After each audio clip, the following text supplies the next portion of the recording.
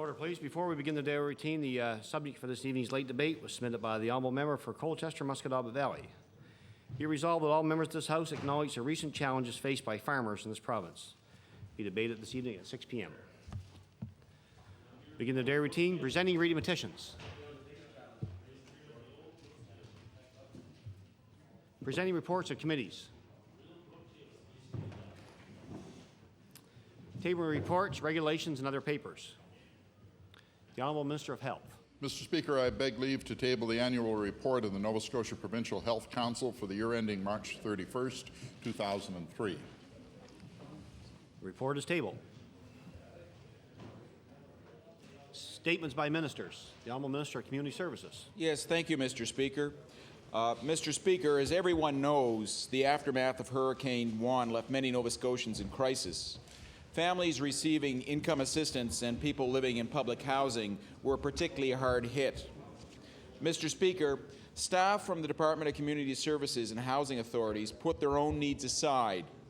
Many who had no power or water and came to work to help their clients and the community. These dedicated staff members have worked with their partners at the Red Cross, Metro Food Bank, Emergency Measures Organizations, Halifax Regional Municipality, and many other organizations to make sure people had food and shelter in the days after the storm. Community services staff worked at emergency call centers, helped establish shelters, and assisted with food delivery. At the same time, staff from the Housing Authority assessed property damage, checked on residents, and helped coordinate meals and water delivery. Approximately 3,000 food vouchers have been provided to people receiving income assistance. Many hot meals have been delivered to seniors' manors, and barbecues were held at public housing communities. The appreciation I witnessed firsthand by the community for these barbecues, which fed an estimated 8,000 to 9,000 residents on the Wednesday after the storm alone, was a tremendous tribute to how all Nova Scotians responded to the hurricane. Mr. Speaker, following the storm, staff responded to an extremely high call volume, answered questions, and offered assistance to clients in need.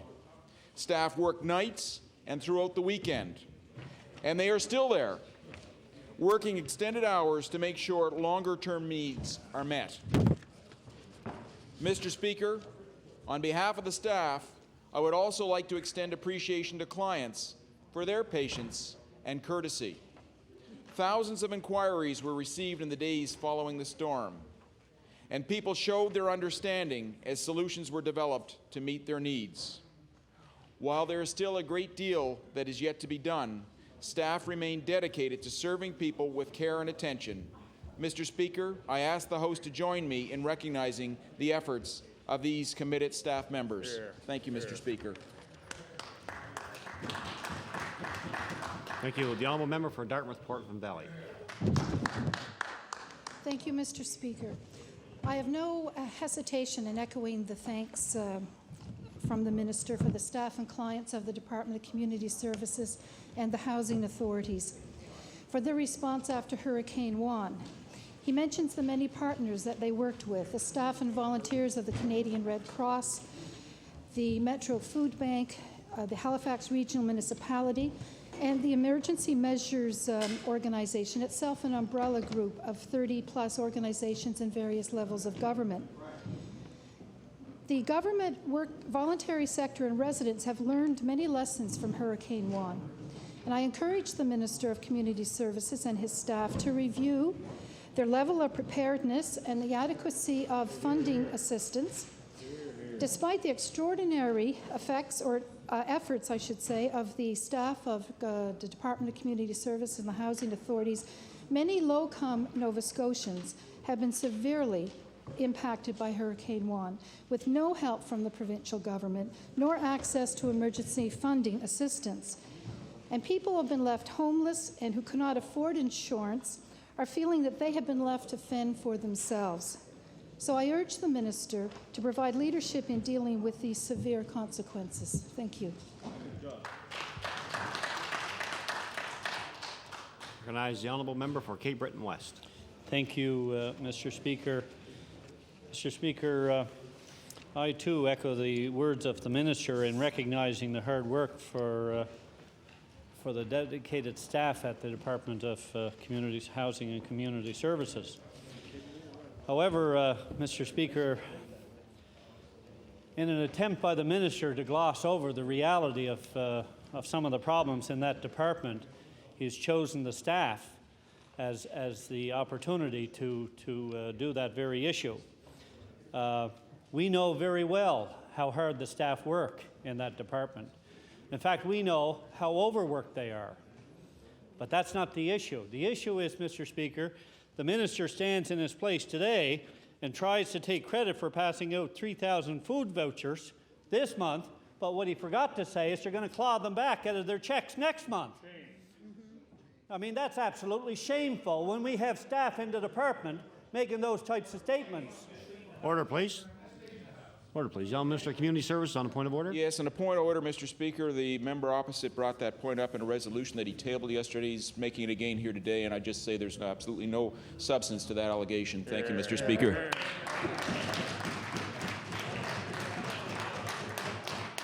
Obviously, a clarification of facts by the Honourable Minister of Community Services. The Honourable Member for Cape Breton West. Thank you, Mr. Speaker. Well, perhaps he should communicate that message to his staff, who are in turn communicating that to the recipients of those vouchers, because that's not what they're saying when they're going to the grocery stores. That's not what they're saying when they're calling our office. That's not what they're saying when they're talking to their friends and neighbors. So, Mr. Speaker. Order, please. Honourable Minister of Community Service on a point of order. Yes, point of order, Mr. Speaker. Actually, that was communicated explicitly to the deputy when we discussed this program. Thank you. Thank you. The Honourable Member for Cape Breton West has the floor. Mr. Speaker, if the Minister would only stop and listen to what the people of Nova Scotia, in particular those who are affected by his department, are saying. We're not interested in what he's saying back and forth between his office and the Deputy Minister's office. We're interested in what's being communicated to the people who are being affected, thousands of Nova Scotians who are adversely affected. Perhaps if the Minister wanted to do something constructive about the damages in the housing issue, he could look at the fact that in Metro, many of the clientele that he's referring to, in some cases, could be overhoused, some are underhoused. That's a very serious issue, Mr. Speaker, that could save the taxpayers of this province thousands of dollars, and at the same time help the constituents, the clientele in that department that he so eloquently claims that he's helping, but he is not.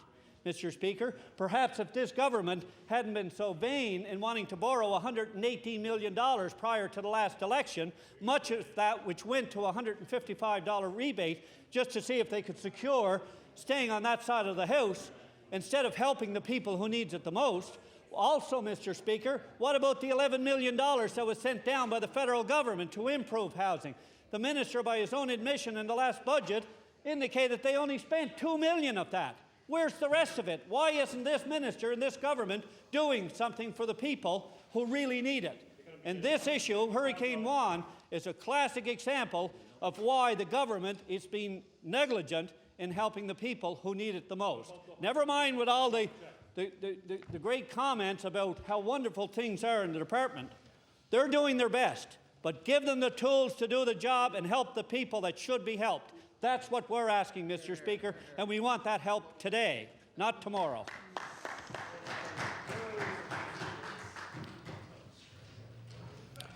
Any further statements by ministers? Government notice of motion. The Honourable Minister of Tourism and Culture. Thank you very much, Mr. Speaker. Mr. Speaker, I hereby give notice, and on a future day I shall move the adoption of the following resolution. Whereas more than 10,000 students at 80 schools walked to school this morning in Nova Scotia on International Walk to School Day. And whereas International Walk to School Day teaches children that walking, cycling, and other active modes of transportation helps to improve their health, reduces air pollution, and minimizes unsafe traffic congestion around schools.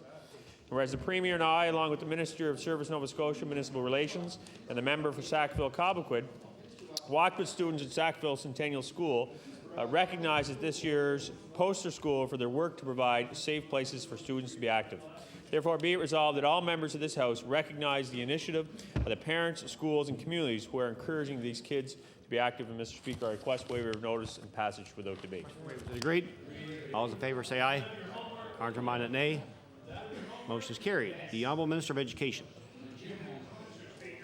Mr. Speaker, I hereby give notice that on a future day I shall move the adoption of the following resolution. Whereas Eric Demain, a Halifax native and MIT assistant professor, has been awarded a prestigious $500,000 MacArthur Fellowship to support his research for the next 5 years.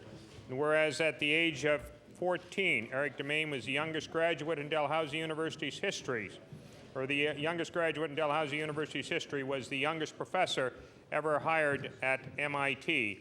And whereas this 22-year-old computer scientist has been researching origami, the Japanese art of folding paper, how it can be applied to modern problems in geometry, like airbag installation. Therefore, be it resolved that the members of this House congratulate Eric on winning a MacArthur Fellowship, take pride in this young Nova Scotian's achievements, and wish him every success in the future. Mr. Speaker, I request waiver of notice. Request for waiver is agreed. All those in favor say aye. Contrary-minded, nay. Motion is carried. The Honourable Minister of Health. Speaker, I hereby give notice that at a future day I shall move the adoption of the following resolution. Whereas there are many exceptional healthcare workers in our province who have been working around the clock during the aftermath of Hurricane Juan, and whereas many healthcare workers in Capital Health are still working under difficult circumstances and have sacrificed attending to their own problems at home to ensure Nova Scotians continue to receive the best possible care. And whereas these groups and individuals have greatly improved the quality of life for patients in spite of the damage and continue to make a difference in the health and lives of patients through their expertise and concern. Therefore, be it resolved that all members of the House recognize the tireless commitment of healthcare workers throughout the province and thank them for their incredible work and dedication to patient care. Mr. Speaker, I request waiver of notice and passage without debate. Request for waiver is agreed. All those in favor say aye. Contrary-minded, nay. Motion is carried. The Honourable Minister responsible for the Emergency Measures Organization. Thank you, Mr. Speaker. And Mr. Speaker, I hereby give notice that on a future day I shall move the adoption of the following resolution.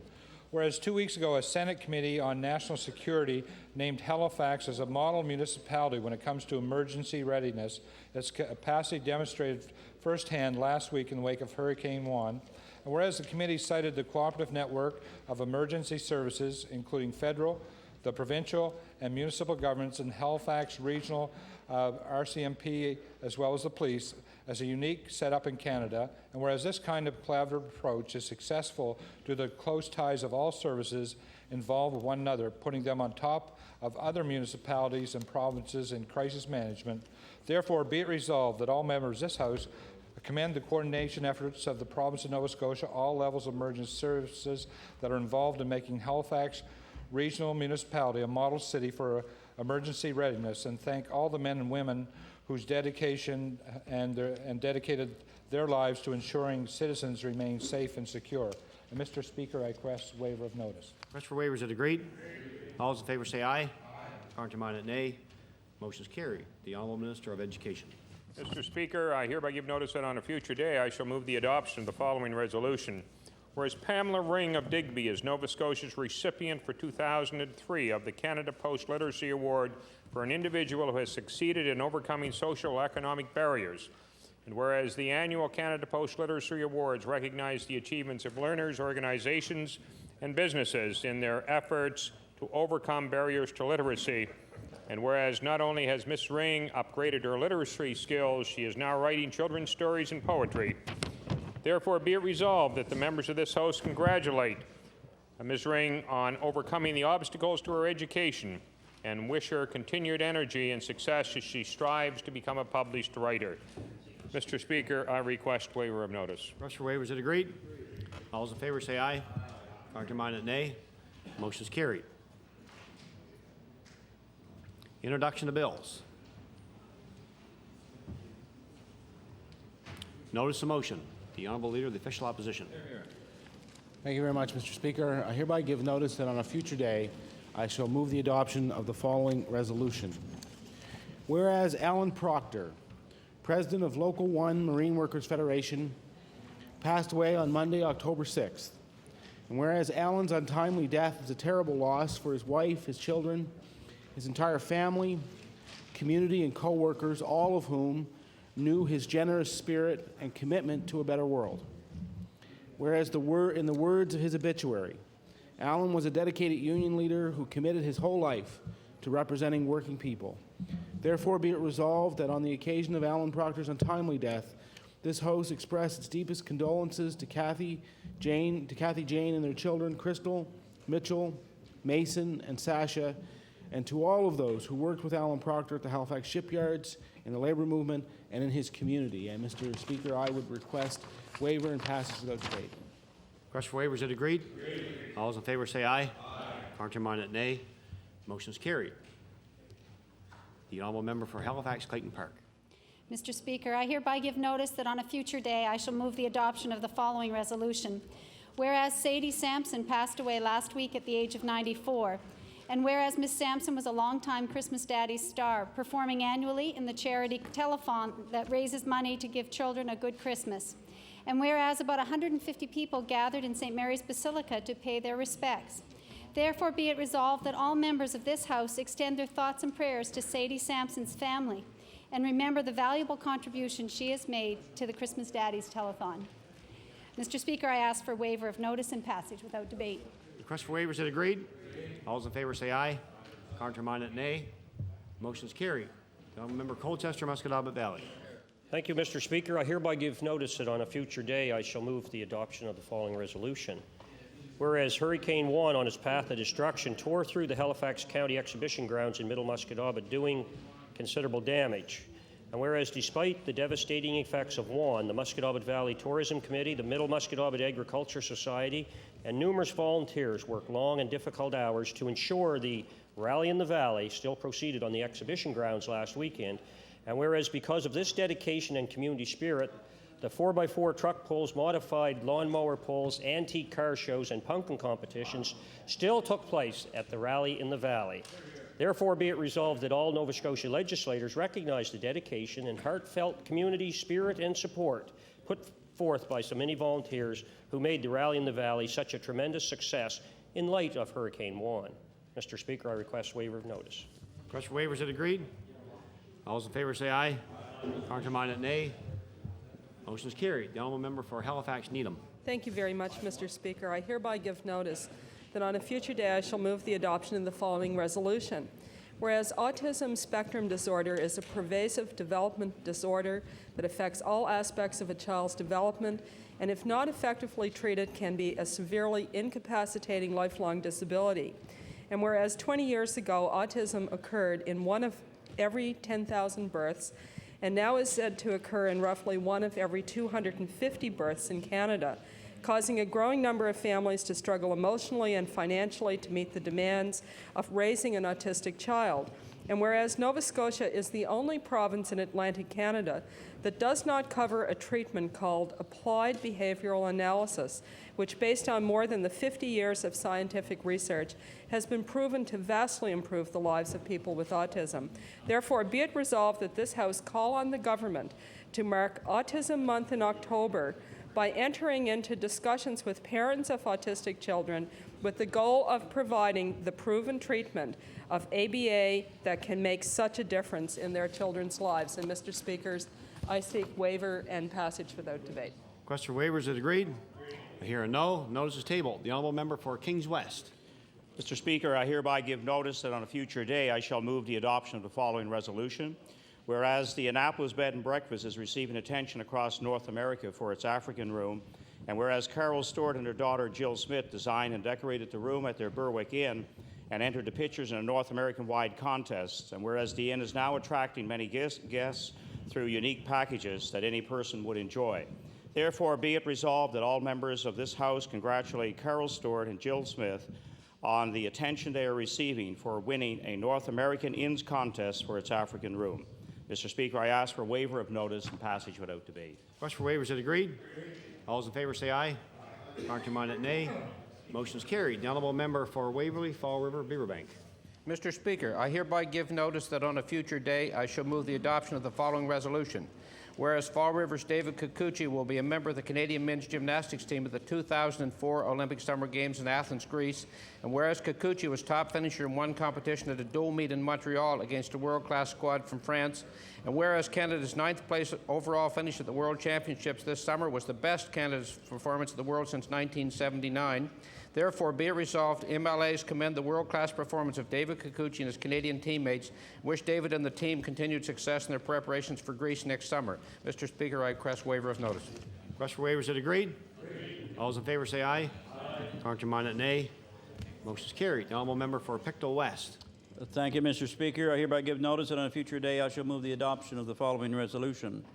Whereas Salt Springs Provincial Park has long served Pictonians and the traveling public, and whereas this park suffered damage during the March 31st flooding that has closed overnight camping, and whereas this park is vital to the economy of Western Pictou County, therefore it be resolved that this government make every effort to reopen the Salt Springs Provincial Park for overnight camping for the 2004 season. And Mr. Speaker, I ask for a waiver. Agreed. Request for waivers, is it agreed? All those in favor say aye. Contrary-minded, nay.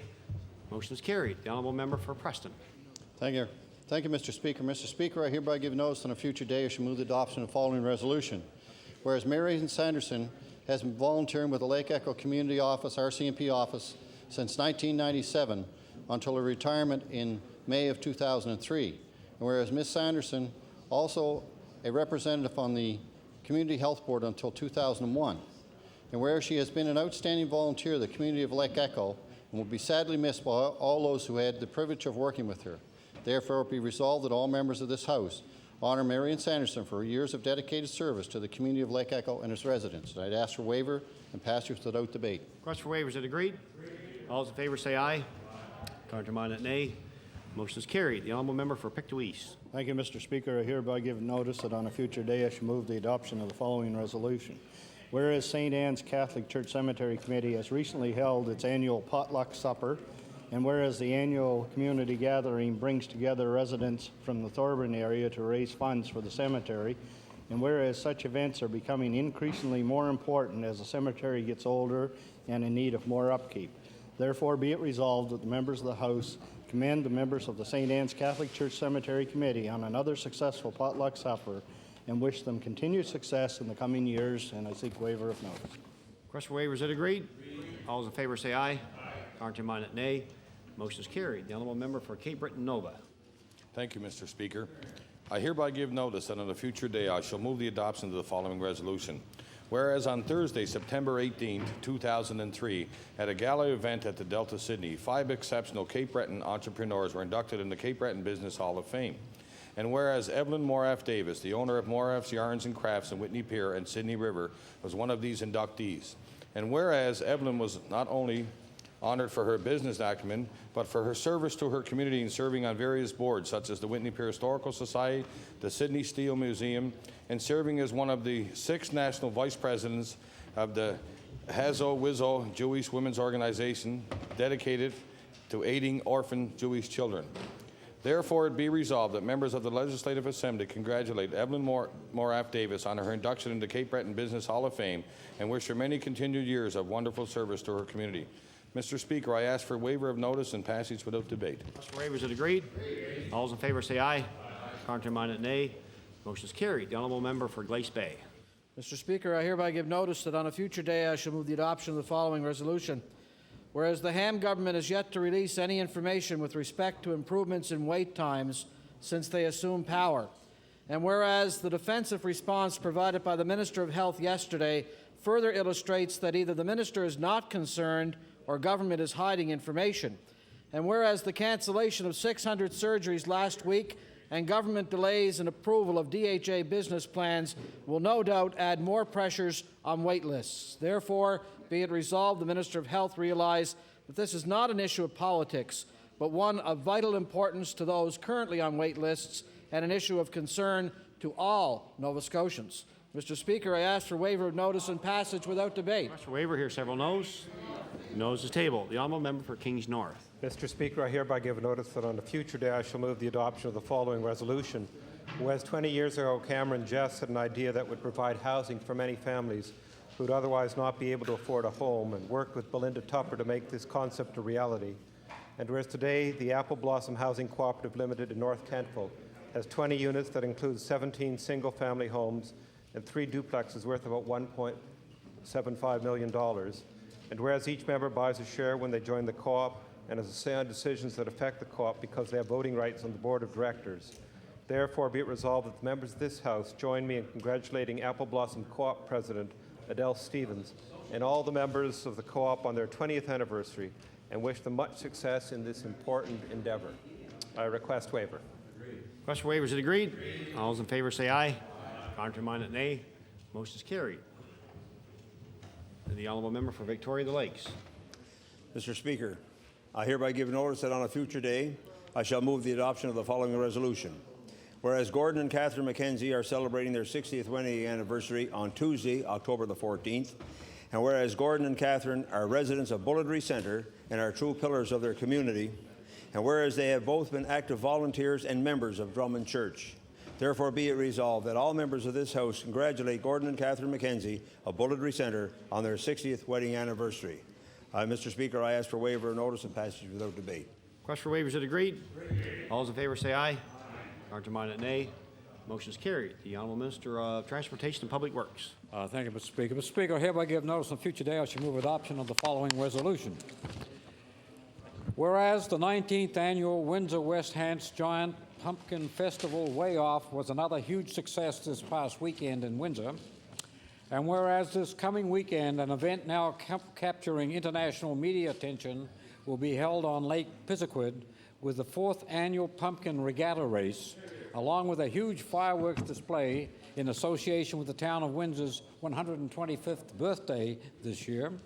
And whereas the regatta involves gigantic pumpkins being cut off at the top, enabling a single person to step into them and row across the lake, and incidentally, my MP competes in this event, I don't. Therefore, be it resolved, MLAs commend the fantastic job being done by organizers as they continue to make Windsor West Hants an unforgettable place to visit on a Thanksgiving weekend. And, Mr. Speaker, I ask for waiver of notice and passage without debate. Request for waivers is agreed. All those in favor say aye. Contrary-minded, nay. Motion is carried. The honourable member for Cape Breton West. Thank you, Mr. Speaker. Mr. Speaker, I hereby give notice that on a future day I shall move the adoption of the following resolution. Whereas this Tory government boasts of the $155 check given to nearly 450,000 Nova Scotians,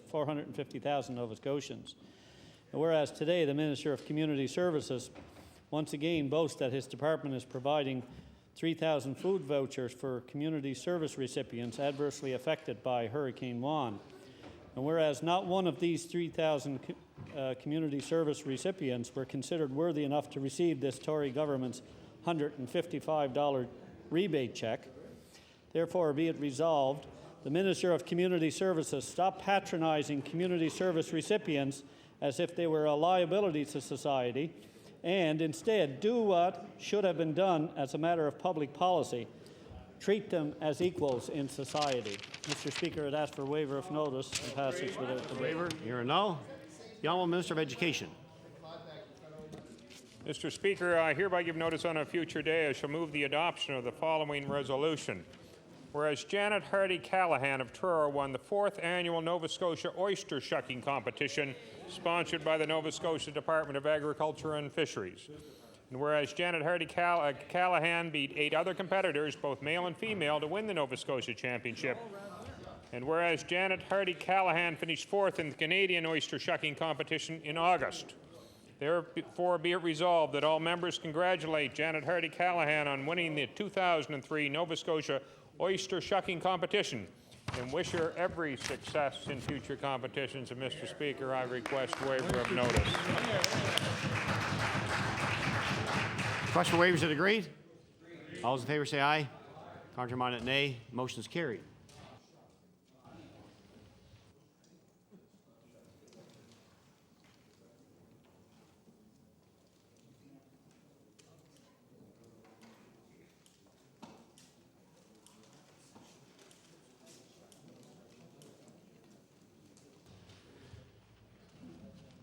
Orders of the day or questions put by members. Question period begin at 2:36 and end at 4:06. The Honourable Leader of the Official Opposition.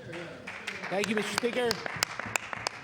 Mr. Speaker, my question is for the Minister responsible for the Insurance Act, who undoubtedly has noticed that the insurance rates have been skyrocketing.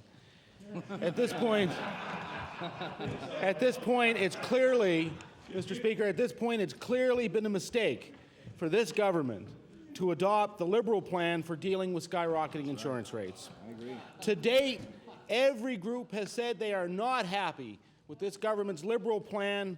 Drivers will see little immediate relief and no long-term relief.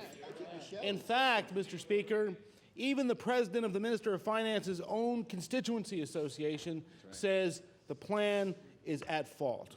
So my question for the minister is this: why, Mr. Speaker, is the minister pursuing a plan that won't work? The Honourable Deputy Premier. Mr. Speaker, in response to the Leader of the Opposition, who is leading the socialist charge for government insurance, Mr. Speaker, I find it passing strange, to be quite honest, how that party, which prides itself on talking to the people, can fail to miss the message that the people are delivering to me, and I'm sure to every other person within this chamber, that they want this bill passed. They like our legislation, and they're not on the side of the insurance companies, they're not on the side of the lawyers, and they're not on the side of the NDP. The Honourable Leader of the Official Opposition on your first supplementary. Well, thank you, Mr. Speaker. Well, back here on Earth, the experts who are going through the government's plan say that the real impact of this plan is starting to emerge. Yesterday, we found out that some drivers won't qualify for the 20% rollback, those in the Facility Association. We also heard from experts who pointed out that seniors, stay-at-home parents, students, children, and the disabled will be denied compensation for pain and suffering. Minister, to date, you have rebuked all concerns, but provided very few specifics. So my question is this: why won't the minister, at the very least, rework the plans to ensure that the rights of Nova Scotians are not put in jeopardy? Hear, hear. The Honourable Deputy Premier. Mr. Speaker, the honourable member opposite mentioned that he was coming down to earth. Well, I saw in the paper this morning that I'm up with the gods in heaven. And, Mr. Speaker, I point that out because of the fact that the people in this province have told us loudly and clearly that they want affordable insurance rates, that they want insurance policies that are transparent, and they want fairness in their insurance. Mr. Speaker, we are achieving that with our present legislation, and I would urge, Mr. Speaker, the Honourable Leader of the Opposition to encourage his members to progress this bill through law amendments and then through Committee of the Whole House and through third reading so that the people can achieve their savings on November the 1st of this year, a 20% rollback in rates. The Honourable Leader of the Official Opposition on your final supplementary. Well, Mr. Speaker, the biggest mistake this government made in drafting this plan was taking the advice of the Liberals. Every single person that has come to this House to express its concerns says this plan simply won't work, that the government has wasted hundreds of thousands of dollars and nobody's going to benefit. That's right. But what is going to happen is that more people are going to suffer. That's right. The rights of seniors, students, workers, and the disabled, we say, must be protected. My question, Mr. Speaker, is what will the minister do? What will it take for him to start acting on behalf of drivers instead of limiting the rights of citizens? Good question. The Deputy Premier.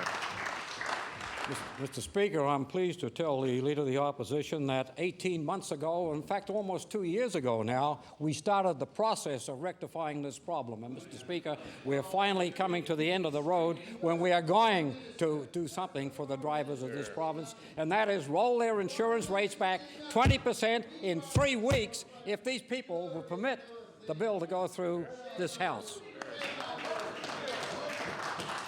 The Honourable Leader of the Liberal Party.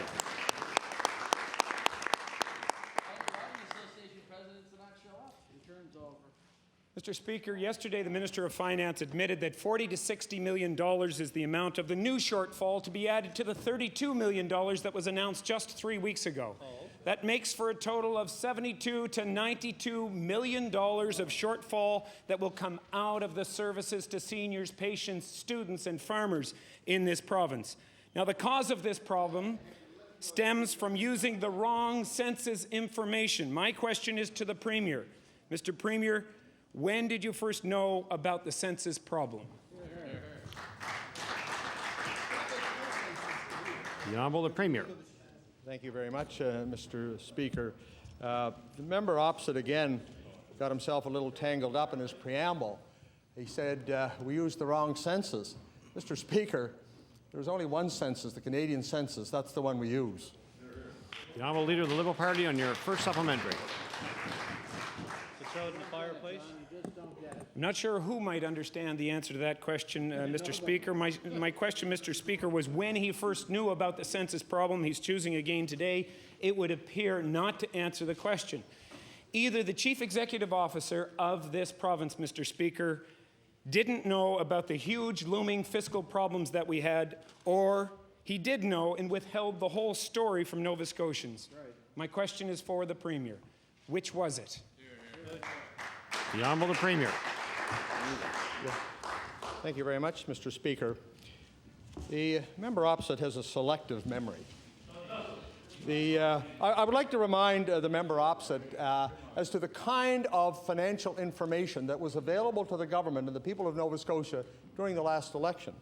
For example, in the middle of the election, StatsCan released its employment numbers for the province of Nova Scotia. And the numbers that were released in July, in the middle of the election, were the numbers for the month of June. And in the month of June, there were 2,700 more people working than in the month of May. During the election, we set an employment record in the province of Nova Scotia, an employment record. That is the kind of information that the government had at the time of the election. The Honourable Leader of the Liberal Party on your final supplementary. Again, I won't bother with the 7 tries at getting a question answered, Mr. Speaker, but I would point out with respect to the unemployment figures that happened around the time that this $155 stimulus was supposed to happen to the Nova Scotia economy, the unemployment rate in Nova Scotia actually started to rise significantly. But on the question at hand, allow me to provide the Premier with some background information about when knowledge was known. On April 25th, 2003, the previous Minister of Finance, before the Committee of the Whole on Supply, raised these concerns about the census problems. We are now 7 months into the fiscal year facing a $92 million problem. Mr. Premier, through you, Mr. Speaker, why did you wait so long to tell Nova Scotians the whole story about our finances? The Honourable the Premier.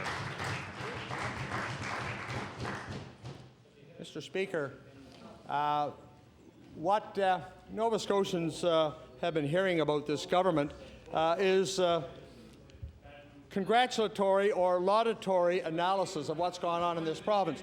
And the Leader of the Liberal Party seems to indicate that he likes numbers. And the number I want him to remember is 27. 27. Because when Standard & Poor's came out after the election, they upgraded the financial rating of this province. They improved the financial rating for the first time in 27 years after the election that was held this summer in the province of Nova Scotia. 27.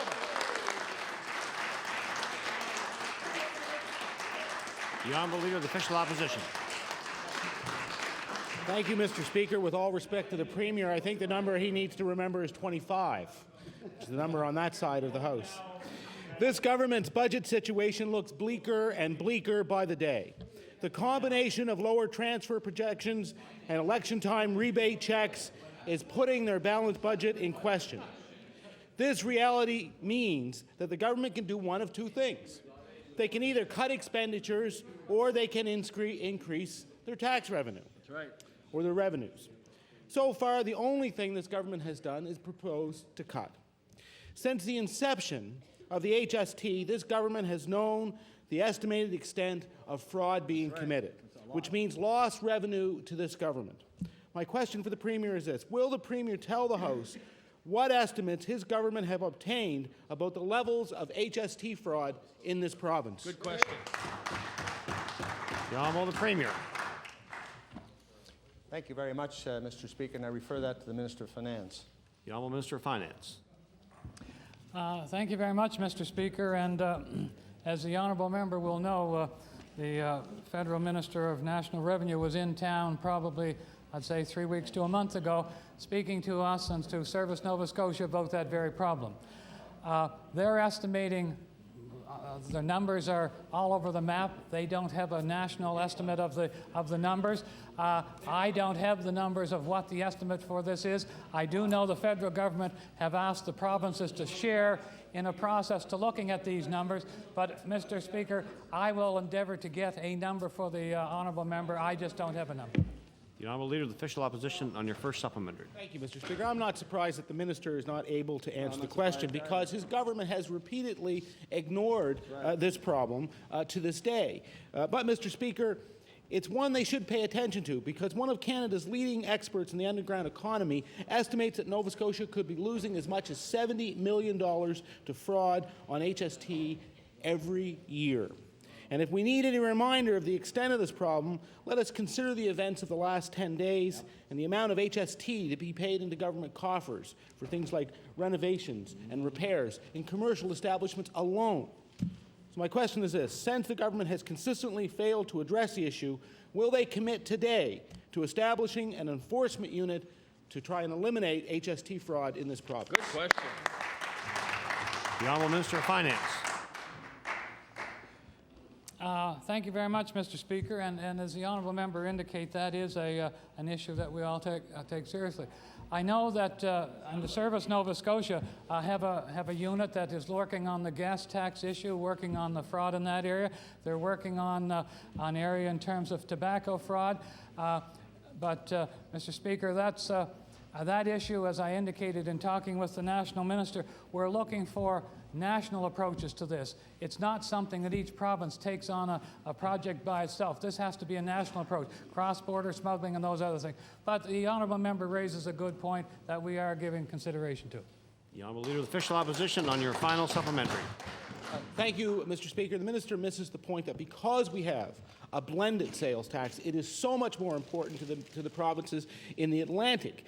Enforcement works. It worked for the federal government before 1995, and it will work to protect the government, small business owners, the workers who are associated with doing that work here in Nova Scotia, if this government has simply the sense to do it. So my question is this for the minister: how can Nova Scotians accept your government's refusal to provide adequate disaster relief or aid to farmers and fishermen when you ignore this legitimate source of revenue? The Honourable Minister of Finance. Thank you very much, Mr. Speaker. And the honourable member raises some of the challenges that we have as a government, and indeed that all people across this province have in the challenges and the events that have occurred.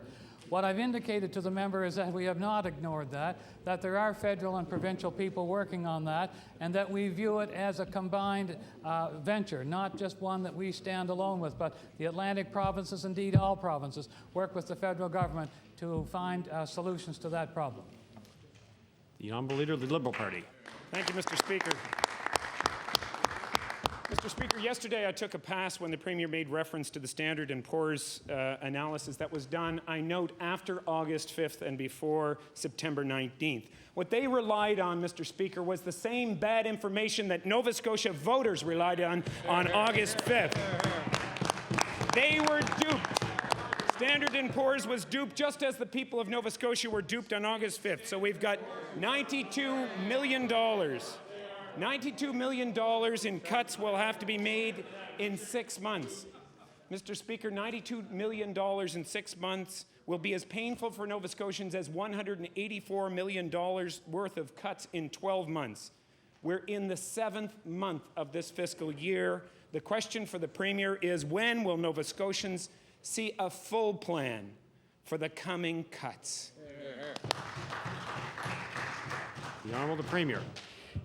Thank you very much, Mr. Speaker. And I hope the Leader of the Liberal Party, when he reviews Hansard, will be prepared to say he misspoke, because he seemed to be impugning the reputations and the professionalism of the people that work in the Department of Finance. He seemed to be saying that we are being given the wrong information. So if the member opposite has information that would indicate that we are being given improper information, he should either table it in this House or report it to the RCMP.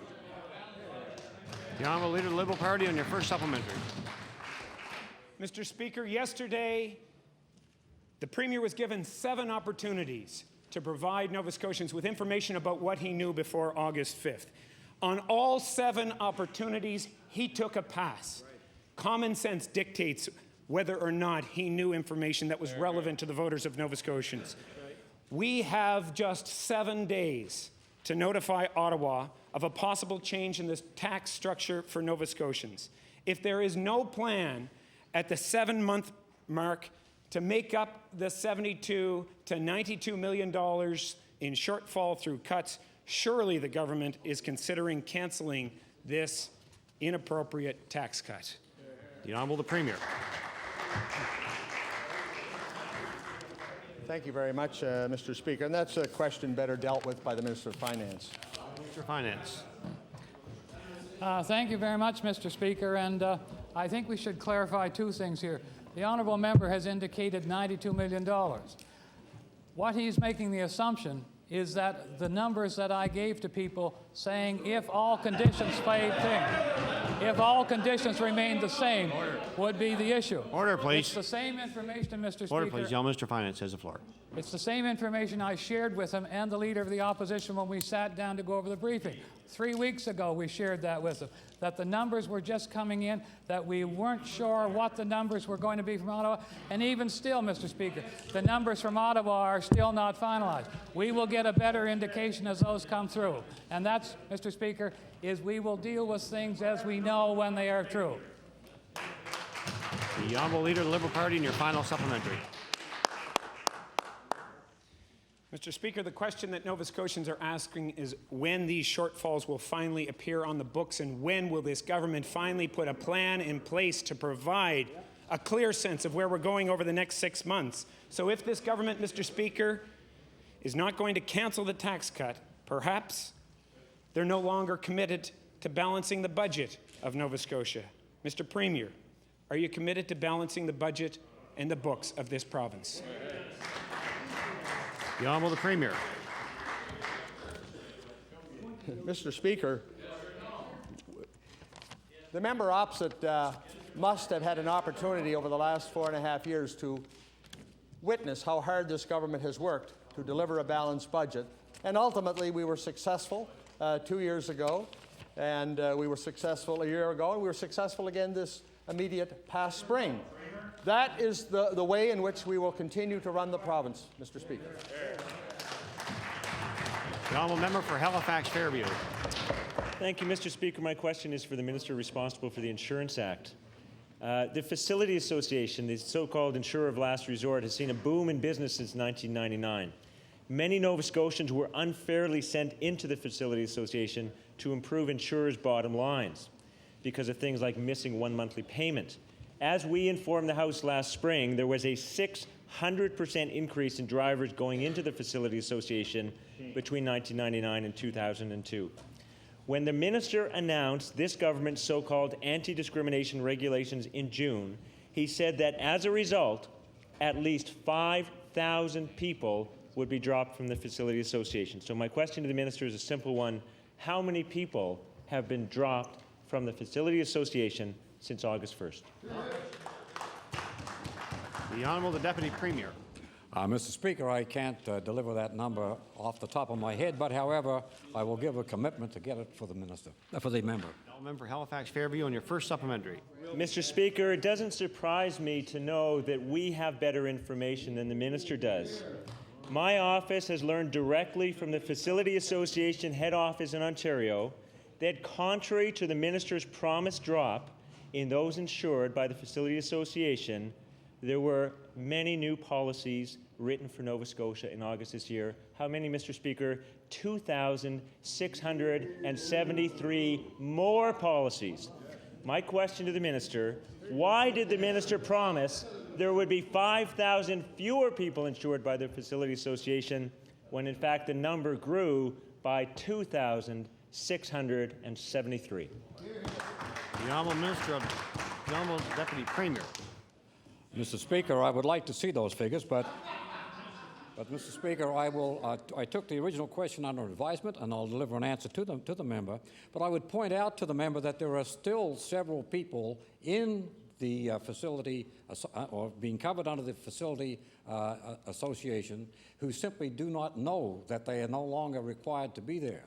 And in fact, we have a number of calls coming in every week from people who are complaining about their high rates, and we check on it and find that they were put into the facility for reasons that are no longer acceptable. And I should point out, Mr. Speaker, that those people are coming out of facility because of the actions of this government in reaction to the high price of insurance. The honourable member for Halifax Fairview, and your final supplementary. Mr. Speaker, it's no wonder that Nova Scotians are cynical about this government's auto insurance policy. 2,673 more Nova Scotians have been dumped into facility association. Now they're told by the minister that it's their own responsibility to figure out if they no longer belong there. So my question to the minister, will the minister agree, or when will the minister agree, that he was simply making numbers up off the top of his head, and that the minister has no idea how many people will be dropped from facility as a result of this government's policies? The Honourable Deputy Premier. Mr. Speaker, I'm not deriving numbers out of the top of my head. I told the honourable member that I would get the numbers for him and report them to him. I don't know what date the actual numbers are that the member for Halifax Fairview has just brought forward. But I can assure the honourable member that because of our regulations, which take away discrimination in assigning people to the facility association, that there are hundreds of people in the province of Nova Scotia who are enjoying lower rates at the present time, and there will be thousands who will after we get this bill through. The Honourable Leader of the Liberal Party.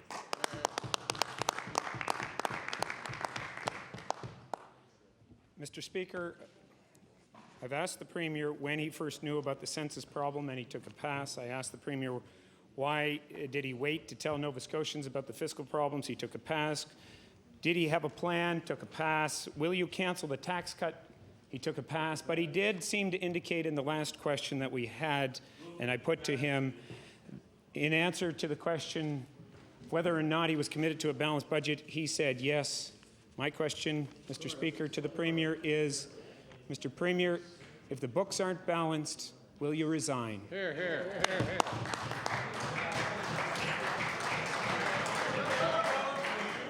The Honourable the Premier. Order, please. Order, please. Order, please. Order, please. Order, please. The Honourable the Premier. Thank you, Mr. Speaker. The one thing I will never be able to accuse the Leader of the Liberal Party of being is original.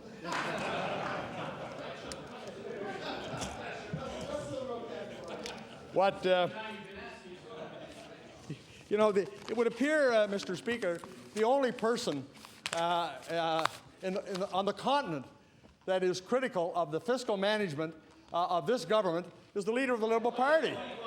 For example, let me quote what the senior economist from the Bank of Nova Scotia said. Nova Scotia must continue its multi-staged fiscal repair begun this spring, the senior economist with the Bank of Nova Scotia said yesterday.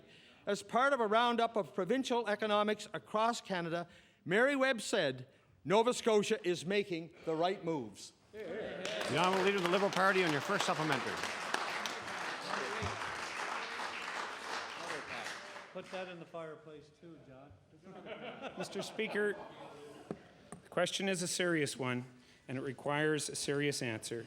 The quote that he provided certainly comes before the new information that has been put before this House. The question is a straightforward one. If the budget of this province is not balanced this year, Mr. Premier, will you resign? The Honourable the Premier. Thank you very much, Mr. Speaker. The Leader of the Liberal Party is obsessed with his analysis of the fiscal state of the province of Nova Scotia. And a lot of things have happened that are jeopardizing the fiscal position of the province of Nova Scotia. But this government is geared and determined to ride out the storm and to bring Nova Scotia again to calm fiscal waters. The Honourable Leader of the Liberal Party in your final supplementary. Mr. Speaker, it is Nova Scotians who are obsessed about whether or not they were misled on the question of whether or not the books were square on August 5th. It is Nova Scotians. It is Nova Scotians who are obsessed about whether or not they might lose their jobs. They are the people who are obsessed about how they might be affected by this. The question is a simple one, Mr. Premier. Order, please. Order, please. The Honourable Leader of the Liberal Party has the floor. Final supplementary. Mr. Speaker, my question is for the Premier. If the books of this province are not balanced, will you resign? Now will the Premier. Mr. Speaker, the member opposite is disappointing. He's disappointing the people that he told that he would bring a new civility. He would take a new level of decorum and debate to the House. Yes. And what we're seeing is simply the same old attack on motives instead of a real, honest debate on issues and policies and the record of the government. Mr. Speaker. The member for Halifax-Shabakto.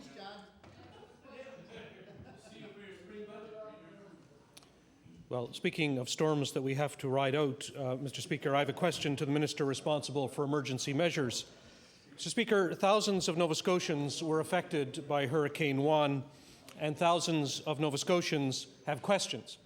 But so far, the only proposed formal scrutiny of any aspect of our preparedness, of our reaction, of the coordination, of the local municipal role, of the electrical hookup, and claims for compensation is an in-house review of its own functions to be conducted by the Emergency Measures Organization. This is entirely too narrow a focus.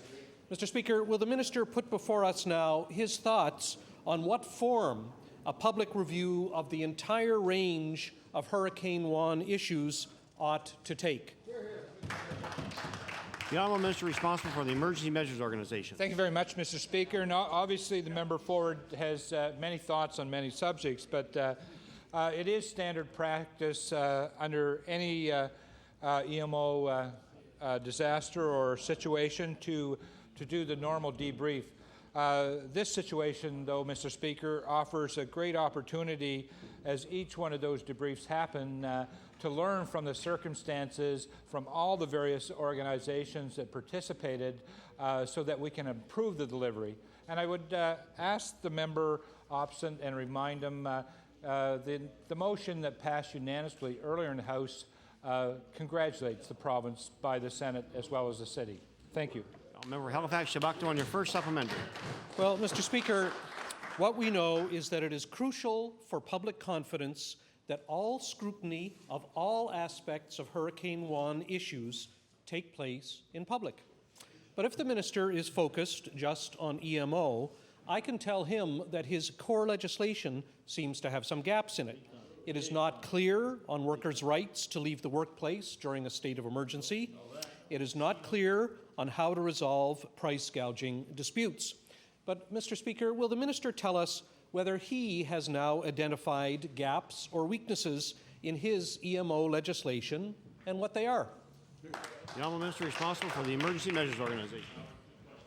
Thank you very much. And I can tell the honourable member, obviously there can be many interpretations, and his interpretation yesterday of a state of emergency and how it's continued was wrong that he reported to the press, and I would urge him to read the act so he can correct himself.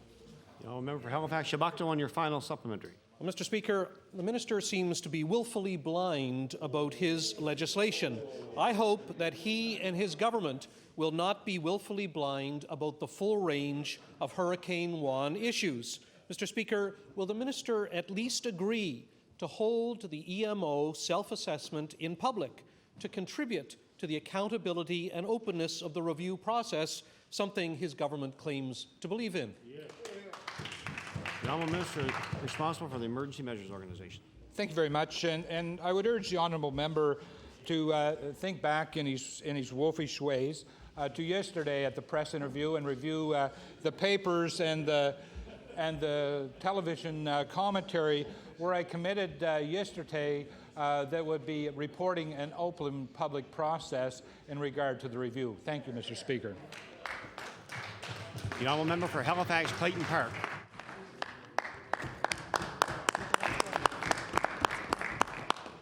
Mr. Speaker, my question is for the Minister of Finance. Yesterday, I asked the Minister to update this House about the impact of changes to the numbers of the census and what those changes will have to the bottom line for Nova Scotian books. But he did not answer my question during question period. The Minister did, however, tell the media that it would mean a loss of $40 to $60 million.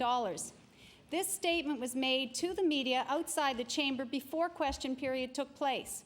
Mr. Speaker, this is the legislature for the people of Nova Scotia, and Nova Scotians have the right to have their questions answered here, where we are all accountable to the public.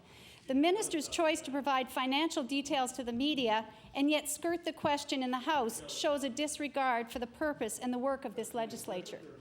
My question is, why did the minister not answer the question directly here in the House yesterday? The Honourable Minister of Finance. Which question did you want, Peter? Thank you very much, Mr. Speaker. And I'm wondering if the honourable member remembers when she came over to the Department of Finance with her leader about 3 weeks ago. We answered the question then. The question that she asked yesterday, we answered it again. Mr. Speaker, what we have said is there is some options, there is some possibilities that we are going to have some losses through equalization. What those are, I don't know. And I indicated to the member yesterday, I'm not going to speculate on what might happen. That was the answer I gave her yesterday, and that is the answer I will give her today. The honourable member for Halifax Clayton Park on your first supplementary. Thank you, Mr. Speaker. I think there's a big difference between speculating in those meetings earlier and providing exact concrete figures to the media. A range of $40 to $60 million was suggested as the impact for the change in our population census figures. That was not provided here in the House, and it was not provided earlier during any briefings. We were told that the numbers were not available and that there was no way that they could speculate at that time. However, new information was made available yesterday. I think the impact and the substance of those changes is important for the public to understand. As my secondary question, could the Minister of Finance outline to this House any discussions that the Minister has had with the Auditor General regarding the year in which equalization shortfalls will be recognized on the books of the province? Honourable Minister of Finance. Thank you very much, Mr. Speaker. And yes, our department has had discussions with the Auditor General.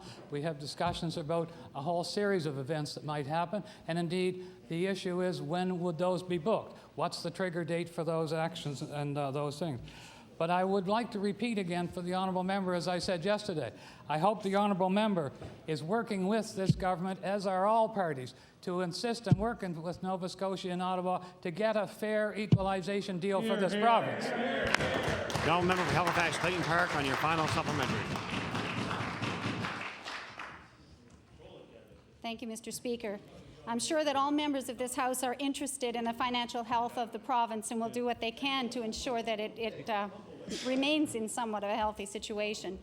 By his own admission, though, the minister has said that there's an additional $40 to $60 million shortfall that may be expected this year.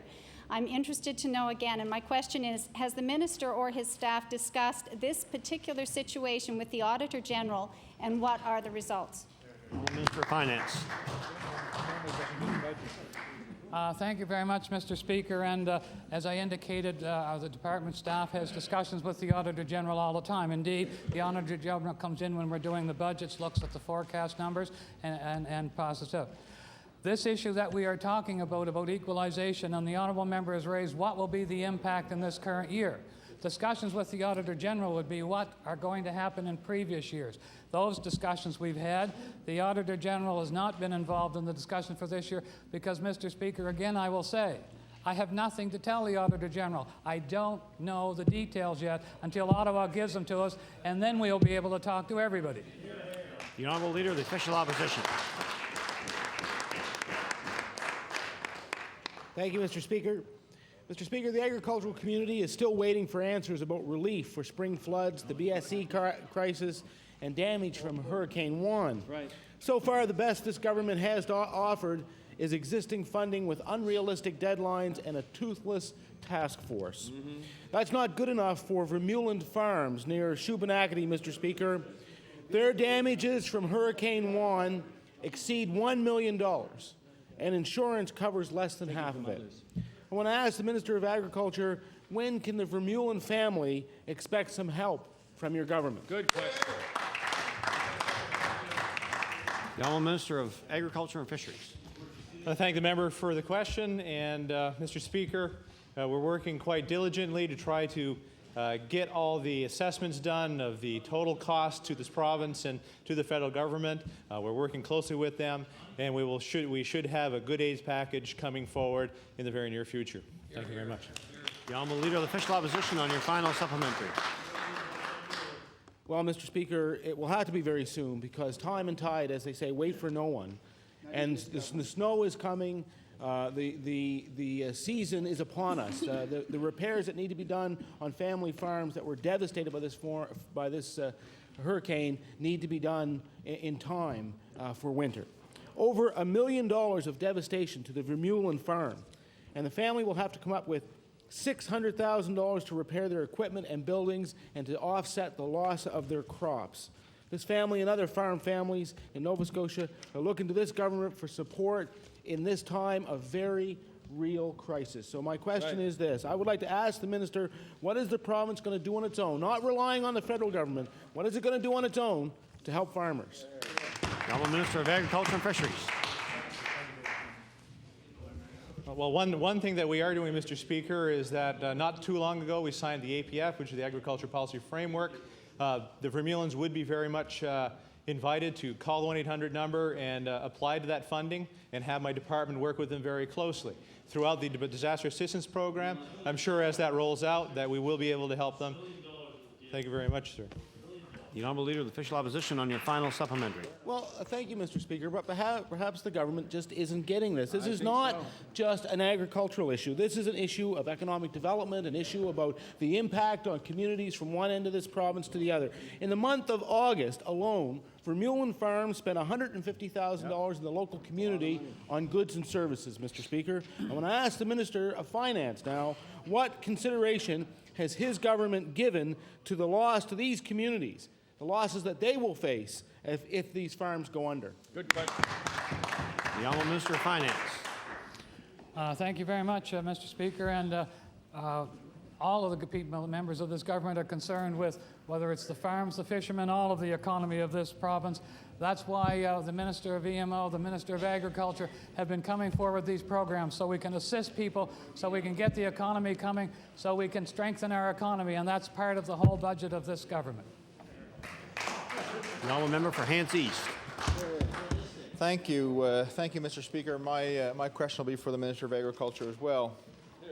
Mr. Speaker, farmers came to this House last Thursday to listen to and support a debate on the BSE crisis. They were also looking for some acknowledgement of the value of agriculture generally by this government. Some of those farmers were called by department staff, telling them it would not be worthwhile for them to attend. Well, that in itself is bad enough, Mr. Speaker, but the person who was doing the calling was Mike Johnson, in charge of the investment fund, who oversees programs that give financial assistance to farmers. So I asked the minister, was he aware that Mr. Johnson was calling farmers and suggesting it would be pointless to attend the debate? Hear, hear.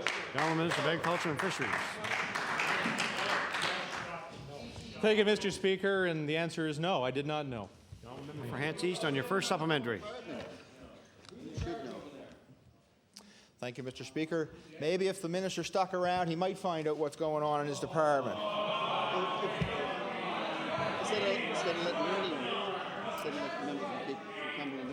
Mr. Speaker, farmers... Please. Order, please. Honourable Member for Hants East has the floor. Mr. Speaker, farmers are looking for help. They don't need intimidation tactics of this government at a time of crisis.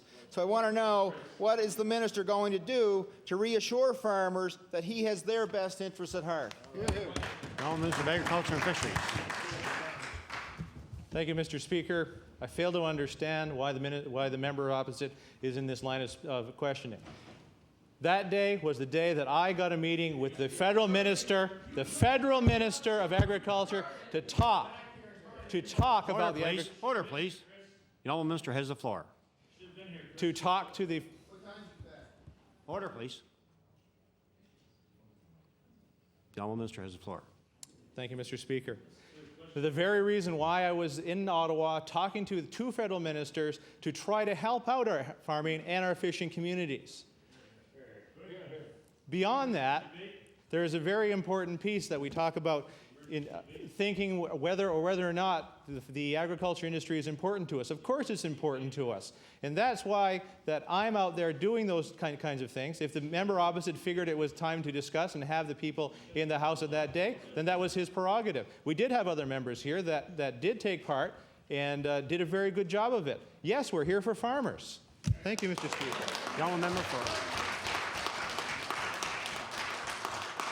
Hants East on your final supplementary. Thank you, Mr. Speaker. The minister and that government are here for farmers as long as the federal government is here for farmers, but you're not here to do anything for farmers on your own. Here. Mr. Speaker, farmers have been disillusioned with this government. Order, please. Order, please. Order, please. The honourable member for Hants East has the floor. Thank you, Mr. Speaker. Farmers have been disillusioned with this government for 4 years. The past few months have only served to confirm what farmers have come to believe, that this is a government and now a new minister that has no regard for their industry. Is the minister willing to try to mend fences, and will he do the right thing and phone those farmers contacted by Mr. Johnson and apologize for his actions? The honourable Minister of Agriculture and Fisheries. That member should apologize. I'd like to understand something, Mr. Speaker. We talk about respecting our farming community, about doing what, enjoying what they're doing, appreciating what they're doing, and that's what this government is doing. We have a problem with mad cow disease right now. We have a task force. The member opposite decided not to participate in it because he doesn't believe the agriculture industry is important to this province.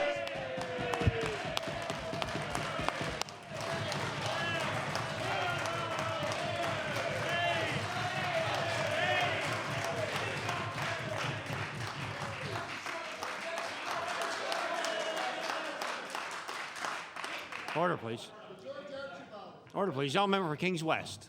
Mr. Speaker, my question is to the Minister of Education. Mr. Speaker, there are many students across the province who are trying to receive their high school education. They are taking it upon themselves, Mr. Speaker, to improve their education and consequently improving their chances to be an active contributor in our economy. Mr. Speaker, they are able to do this because government provides the resources to these individuals to make it possible. Mr. Speaker, recently, the Southwest Regional School Board was told by the Department of Education that it must divest itself of childcare spaces. My question to the Minister is, was the Minister aware that his department has implemented a policy eliminating childcare spaces for students attending high school? The honourable Minister of Education. Thank you, Speaker, and I thank the honourable member for that question. And I think it's fair to point out, Mr. Speaker, that is not just a facility which provides child care spaces for people who are upgrading themselves in the high school. The honourable member for Kings West on your first supplementary. Mr. Speaker, my question to the Minister. Mr. Speaker, Child Care Services was notified that their daycare will be eliminated on December 31st of this year. Mr. Speaker, Child Care Services has been in operation for 10 years, providing 32 daycare space spots, of which over half are used by students attending high school.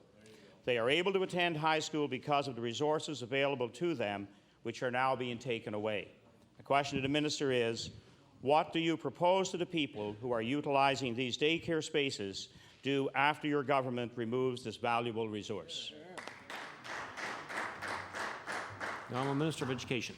Mr. Speaker, it's not the intent of this government to remove that resource. As the honourable member knows, and other members should know, that there was a partnership between the school board and the people running that facility.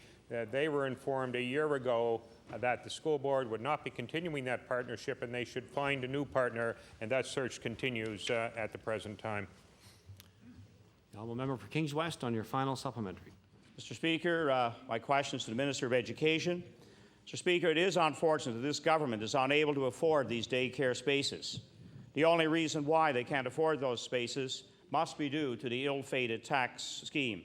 My final question to the Minister of Education: if not for your tax scheme and 155 checks, would you have been able to afford the daycare spaces for these students attending high school? The Honourable Minister of Education.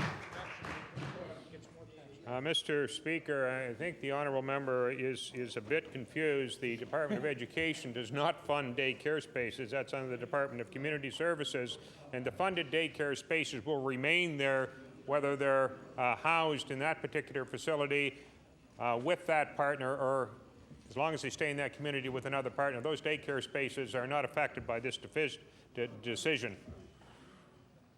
The honourable member for Timberley Prospect. Thank you, Mr. Speaker. Mr. Speaker, this government is sending mixed messages to Nova Scotians about problem gambling and video lottery terminals. On one hand, the Tory MLA for Kings North wisely called for less addictive VLTs, and the Premier said in response his party would consider studying the cost of problem gambling in this province. Then the Minister of Finance was in the media saying recently the Gaming Corporation would have to improve its bottom line. So my question is for the Minister of Finance. How do you expect the Gaming Corporation to increase its revenues? Honourable Minister of Finance. Thank you very much, Mr. Speaker. And I think the honourable member misinterpreted what was said in the media. What was said in the media is that we expected the Gaming Corporation to meet the target reductions of all other departments. The honourable member for Timberley Prospect on your first supplementary. Thank you, Mr. Speaker. When the current Minister of Education was the Minister of Health, he ignored his own staff's recommendations regarding the newer, more addictive VLTs that have been allowed in our province. Now a report from Quebec shows that suicides from problem gambling have increased 5-fold since 1999, and it squarely blames VLTs. A problem gambler in Quebec commits suicide every 2 weeks in that province. Problem gambling in Quebec, problem gambling in Nova Scotia. They are one and the same. And I'll ask the minister responsible for the Gaming Corporation. Quebec is admitting there is a link between VLTs and suicide. What data, if any, is your department tracking on this tragic topic? The Honourable Minister of Finance. Thank you very much, Mr. Speaker, and the honourable member does raise a very serious topic. As he indicates, we have been tracking data on gamblers and their habits for a number of years, and the honourable member will perhaps be aware that they are coming out with an education program. They're starting to do that in various areas, and indeed, they're starting to run a test program in Kings County to try to deal with gamblers and addiction. So a lot is going on, Mr. Speaker. We take that very seriously, and the corporation will keep working on that. The honourable member for Timberley Prospect on your final supplement. Mr. Speaker, there is an obvious connection in the province of Quebec, and I will assure you from some personal experience there are connections in this province on the topic of VLT gambling and suicides. Study after study has shown that VLTs are highly addictive. Evidence in our own province demonstrates an increase in problem gambling. So I'll ask the minister very clearly, how much longer will you ignore this obvious connection between suicide and problem gamblers? The Honourable Minister of Finance. Mr. Speaker, I would refer that to the Minister of Tourism and Culture. The Honourable Minister of Tourism and Culture. Mr. Speaker, thank you very much, Mr. Speaker. And I'd like to indicate to the member, Mr. Speaker, and I'm sure he is possibly aware, may have heard back a few months ago, that we are undertaking a prevalence study as we speak with respect to gambling addictions here in Nova Scotia. That report will be due out in a couple of short months, Mr. Speaker. The honourable member for Cape Breton West. Thank you, Mr. Speaker. Mr. Speaker, my question is for the Minister of Community Services. Mr. Speaker, as has been noted by my colleague from Kings West, I'm sorry, the issue of care centre,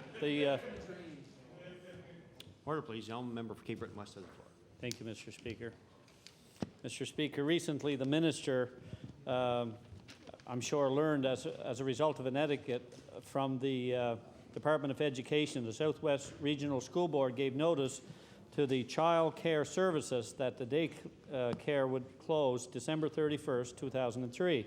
Mr. Speaker, 32 children will no longer have a daycare space due to the actions of the Department of Education and adherence to the Financial Measures Act. So my question to the Minister is, would the Minister please inform members of this House whether or not the Minister of Education informed him of the fact that there would be 32 less daycare spaces in the town of Yarmouth as of December this year? The honourable Minister of Community Services. Thank you, Mr. Speaker. And the answer to the question is, as I was given a briefing note that came from the Department of Education. Thank you. The honourable member for Cape Breton West on your final supplementary. Mr. Speaker, Yarmouth is a very small town, and a reduction of 32 daycare spaces is extremely significant. People who work and rely on daycare to take care of their children will face considerable pressure. The socialization these children receive on a daily basis will be gone unless something can be done. So, Mr. Speaker, there's no question these 32 children, their families, and indeed those children who attend after-school programs are being sacrificed, obviously because of the $155 tax rebate. So my question to the Minister, would the Minister please advise this House as to why this very important program is being sacrificed because of the ill-advised tax scheme or any other financial measures that are required of each department in cutting their programs and services? Thank you, Mr. Speaker. And Mr. Speaker, I think that if the honourable member had been paying attention to the Minister of Education's answers to the first round of questions, he would have taken note of the fact that notice was given a year ago, which was long before the government came forward with the budget. This has got nothing to do with the Financial Measures Act, Mr. Speaker, or the budget. Member Cape Breton West on your final supplementary. Well, thank you, Mr. Speaker. What the Minister has just indicated is this is a problem that's been at the Minister's department for nearly a year and a half, and he's done nothing about it. So I would ask, given the fact that we have some 60 people on waiting lists for daycare spaces in Yarmouth, and that's certainly before the 32 were added to the closure, would the Minister in question, through you, Mr. Speaker, be kind enough to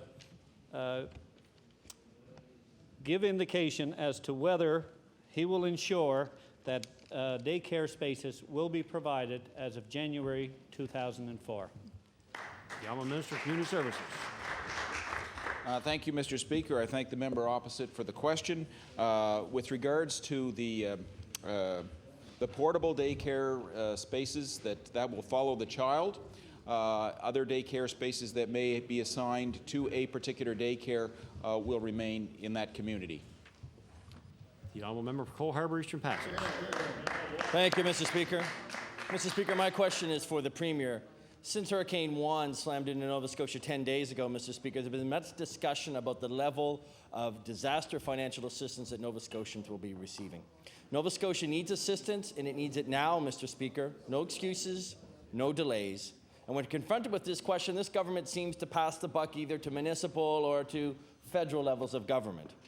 Mr. Speaker, Nova Scotians have good reason to worry about long-delayed assistance, just as victims of the spring floods this spring, in the past, many of whom are still waiting for disaster relief assistance. So, Mr. Speaker, my question to the Premier is, will he tell this House why it is that those affected by Hurricane Juan should expect disaster assistance soon when we have examples from the spring flood of people who are still waiting for assistance?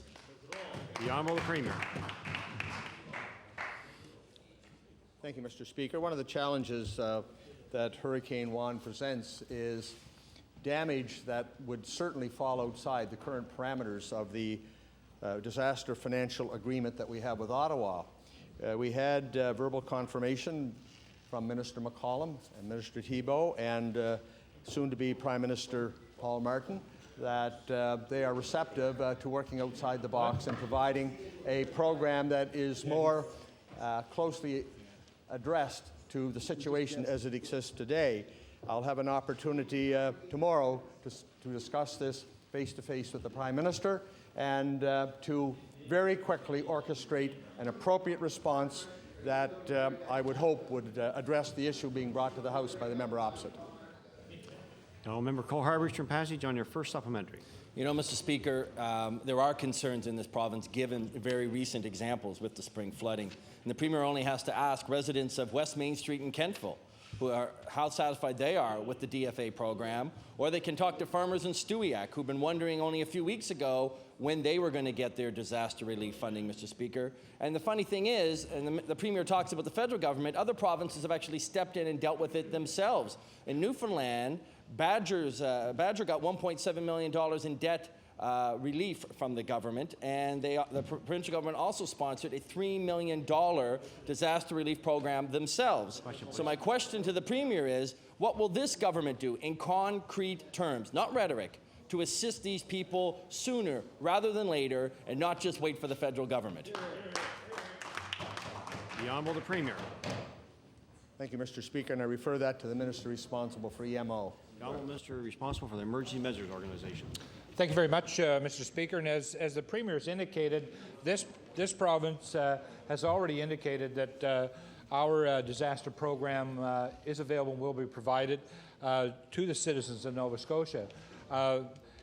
Having some flexibility and specific programs to address the Hurricane Juan situation is the critical part.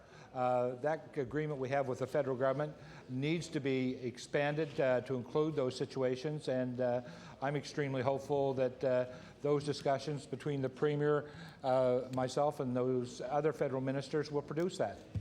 The Honourable Member for Cole Harbour, Eastern Passage, on your final supplementary. Well, Mr. Speaker, in response to that, I can say that, you know, this government shouldn't just be waiting for what the federal government is going to do, but should actually be acting on its own. And I want to ask the Minister in charge of Service Nova Scotia and Municipal Relations, Mr. Speaker, next week the UNSM is meeting in Yarmouth, and there are many councillors and mayors and wardens who will want to know in detail what this government will be doing to ensure that other municipal services will not be affected because of the demands placed on their budgets from natural disasters like spring flooding and Hurricane Juan. The Honourable Minister of Service Nova Scotia and Municipal Relations. Thank you, Mr. Speaker, and I thank the member for the question. The member's right. Next week is UNSM, and it's my intention as a minister to attend that conference and to meet with municipal councillors and mayors and to hear from them directly their concerns. And it's our government's intention to work with those municipalities to the best we can to ensure that we can address those concerns in the best way we possibly can. So thank you, Mr. Speaker. The Honourable Member for Richmond. Thank you, Mr. Speaker. Mr. Speaker, more and more questions are being asked about the accuracy of some of the statements made by the Premier in the recent election, whether they be statements on the finances of this province or statements on this government's insurance plan. Mr. Speaker, on July 9th of this year, the Premier said, with KPMG's initial findings in hand, he announced at a press conference a $2,500 cap on minor injuries as his party's plan to address the insurance crisis. The Premier on that same day provided an example of what a minor injury would be, saying it was, quote, muscle pain that gets better, end quote. Mr. Speaker, we know that the government hired KPMG on July 2nd, exactly 1 week before the Premier made that statement. And KPMG were given specific instructions from this Tory government to include a definition for minor injury using the more limiting, harsher Ontario definition that captured far more than just minor injuries. So my question, Mr. Speaker, to the Premier, will the Premier please tell this House, and more importantly tell Nova Scotians, why he told Nova Scotians a definition for minor injury which he must have clearly known was false. The Honourable the Premier. Thank you very much, Mr. Speaker. Much of my appreciation for this issue comes from my previous experience and the whole issue of how insurance companies and their clients are affected by so-called minor injuries. The fact of the matter is that in any insurance scheme, there can't be more money going out than coming in. And if we're going to have lower rates, there has to be less money going out. The Honourable Member for Richmond on your first supplementary. Mr. Speaker, this is a question of credibility. It's a question of a statement made by the Premier, which the facts seem to clearly indicate was untrue. The Premier stood and gave Nova Scotians during the election a definition of minor injury, which he must have known was not correct because it's his own government that had already told KPMG to use a much harsher definition of minor injury, which would allow for amputations, which would allow for broken legs, which would allow for scarring. Mr. Premier, that is not muscle pain that gets better. I asked the Premier once again, Mr. Speaker, why did you tell Nova Scotians that your definition was just minor muscle pain that gets better when you must have known that that clearly was not what you had asked KPMG to add in their report? The Honourable the Premier. Thank you, Mr. Speaker, and I refer that to the Minister responsible. The Honourable Deputy Premier. Thank you, Mr. Speaker. Mr. Speaker, the honourable member from Richmond has got it all wrong. Let's start from that premise. Mr. Speaker, 18 months ago, when we started to get serious about the insurance reformation in this province, one of the things we looked at is how far we had to reduce the rates to make rates affordable for the people of this province. And we decided on the number of 20%. Starting from that premise, we worked back to what we had to do to achieve that 20% reduction.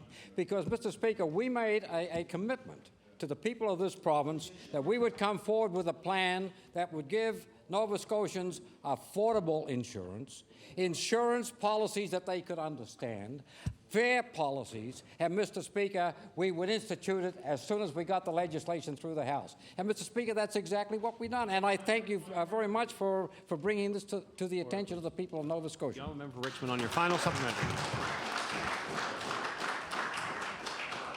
Mr. Speaker, there's one thing we have learned in this debate on insurance. There are two key people in this province that have absolutely no idea what's contained in Bill 1 and what its ramifications are. And we've clearly learned that that's the Premier and the Minister responsible for the bill itself. Mr. Speaker, I asked the Premier another question. You stated, and you repeated it again yesterday, you stated during the campaign, that your insurance plan would not look at taking away any economic benefits from Nova Scotians. Yet the KPMG report clearly was given instructions from your party to look at taking away economic benefits from Nova Scotians as part of your plan, and that is in this bill. Therefore, I ask you, Mr. Premier... Order, please. Order, please. I'd ask the Honourable Member to put the question but as well. This question is getting very close to being direct questions about the bills before the House. I'd ask... Order, please. There's lots of time. Question, please. The third supplementary, the Honourable Member for Richmond. I'd ask him to put a supplementary question, please. Mr. Premier, why did you tell Nova Scotians that you would not include economic loss as part of the KPMG report when you said that you had already given the instructions to KPMG to look at taking away economic loss, economic benefits to Nova Scotia? Order, please. The Honourable Premier. Thank you very much, Mr. Speaker. And I would ask my learned friend who has actually been trained in the law to read the bill, because clearly put, patients, even with minor injuries, will in fact be compensated for economic loss. The Honourable Member for Dartmouth East. Thank you, Mr. Speaker. My question is for the Minister of Environment and Labour. For more than 6 months, a group of people living near Bedeck, Cape Breton, have been worrying about their health. They've been worried since last spring, when they found a septic site near their homes overflowing. This site was overflowing into a local brook and groundwater supplies. The company has pleaded guilty to violations. In the meantime, residents are still waiting for test results and details. Minister, I know your office has been contacted. What are you personally going to do to address the issues of these residents? The Honourable Minister of Environment and Labour. Thank you, Mr. Speaker. I'd like to thank the question from the honourable member. Yes, the department has been contacted, and we are working through the local office to ensure that we get accurate information out to those individuals. Member East on your first supplementary. Thank you, Mr. Speaker. The last information I had, in fact, the local residents are trying to get information, and they've been, I guess, directed to go towards retrieving some information through the Freedom of Information Act. That was a possibility for them to get some information from. Mr. Speaker, concerned residents on Crawdis Mountain have started doing their own digging. And what have they found? Well, what they found will shock us. They found a septic site in their backyards leaking into their water supplies. They found a composting site on the other side of their mountain flowing into local water supplies. Water tests from these sites show high chloroform levels. The question is, when is your department going to step in and address these practices that are putting us all at risk? The Honourable Minister of Environment and Labour. Thank you, Mr. Speaker, and I'd like to thank the honourable member. The department has been involved, and there has been remedial action that's taken place to try and address the issues that have come forward, and that will continue, and the Department of Environment will continue to monitor and stay in contact with the residents. The honourable member for Dartmouth East on your final supplementary. Mr. Speaker, there is no doubt that septic sites across this province are not being handled properly. Last week, in fact, we heard of problems in the valley of untreated sewage being dumped in fields. Today, it's Crawdis Mountain. Minister, will you please conduct a review of these sites and report back to this House? The Honourable Minister of Environment and Labour. Thank you, Mr. Speaker, and I'd like to thank the member for the question. There's, without a doubt, the department gets involved and investigates all complaints that are called in or communicated to us, and we do what's necessary and needed to ensure the health and the well-being of Nova Scotians. The honourable member for Glace Bay. Thank you, Mr. Speaker. Mr. Speaker, my question is for the Minister of Health. Mr. Speaker, yesterday when I asked the Minister of Health a serious question about wait times, he seemed somewhat unconcerned. Well, Mr. Speaker, I've been contacted by Mr. Tom Weller of Halifax, who is very concerned and is looking for answers from this government. On September 25th, after an 18-month wait, Mr. Weller was being wheeled into the operating room for his herniated disc surgery. He was told then the surgery was canceled due to a lack of beds. This was the third postponement of his surgery. Now, Mr. Speaker, maybe the minister may not understand this is an important issue, but I'm certainly sure that the Premier will be able to empathize with Mr. Weller, whose constant back pain has left him unemployable. So my question to the minister is, could the minister please indicate whether he thinks an 18-month wait for orthopedic surgery is acceptable? The Honourable the Honourable Minister of Health.